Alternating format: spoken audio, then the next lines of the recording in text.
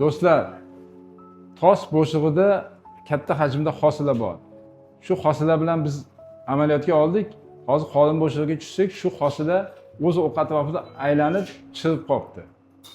Mana shu hosila mana. Shu hosila. Balkim bu hosila tuxumdondan chiqqan bo'lishi mumkin mana. Katta hajmda shu aylanib mana chiribdi mana. Natijada mana pastda ko'rsatamiz. Mana shu suyuqliklar qolin bo'shig'iga to'plangan.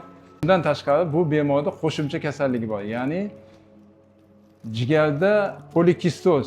Polikistoz degani jigarda juda ham ko'plab hamma bo'lagida mayda-mayda mana shunaqa kistalar hosil qilgan. Buni polikistoz, ya'ni jigar polikistoz kasalligi deb aytiladi.